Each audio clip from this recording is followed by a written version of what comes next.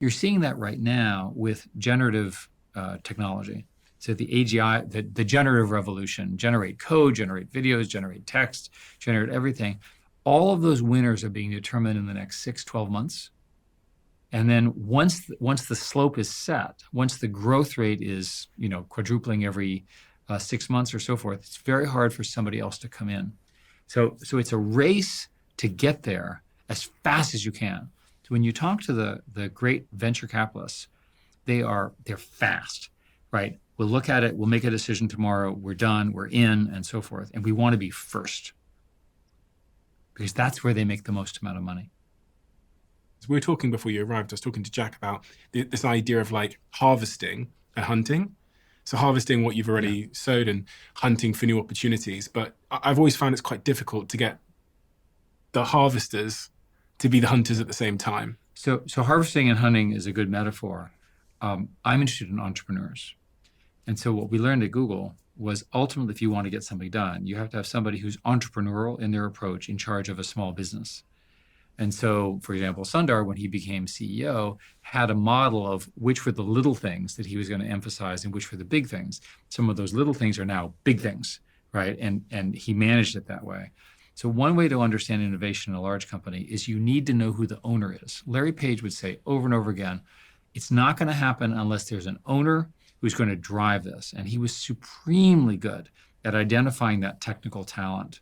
Right, that's one of his great founder strengths. So when you talk about founders, not only do you have to have a vision, but you also have to have either great luck or great skill as to who is the person who can lead this.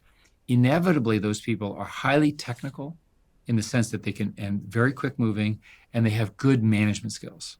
Right, they understand how to hire people and deploy resources. That allows for innovation. If I look back in my career, each generation of the tech companies failed, including, for example, Sun, at the point at which it became non-competitive with the future.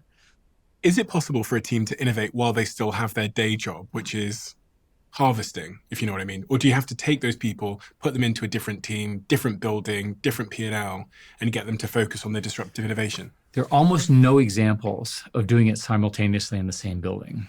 The Macintosh was famously Steve, in his typical crazy way, had this very small team that invented the Macintosh, and he put them in a little building next to the big building on Bub Road and Cupertino, and they put a pirate flag on top of it.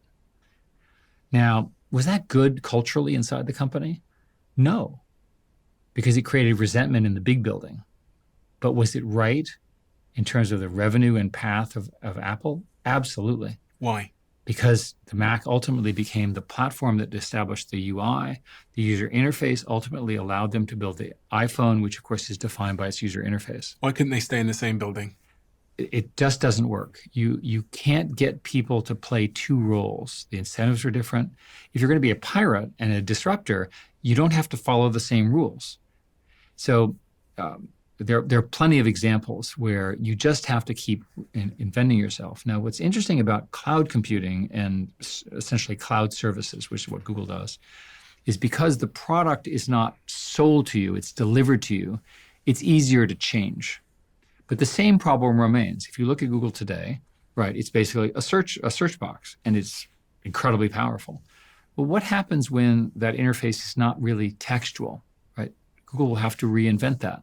What do you mean, working on it. It'll be, the system will somehow know what you're asking. Okay. Right. It will be your assistant. And again, Google will do very well. So I'm in no way criticizing Google here. But I'm saying that even something as simple as the search box will eventually be replaced by something more powerful. It's important that Google be the company that does that. I believe they will. And I was thinking about it, the example of Steve Jobs in that building with the pirate flag on it. My brain went, there are so many offices around the world that were trying to kill Apple at that exact moment that might not have had the pirate flag, but that's exactly what they were doing in similar small rooms. So what Apple had done so smartly there was they owned the people that were about to kill their business model.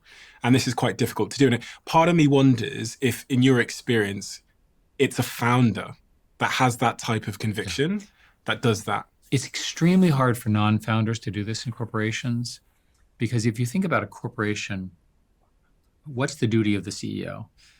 There's the shareholders, there's the employees, there's the community, and there's a board. Trying to get a board of very smart people to agree on anything is hard enough.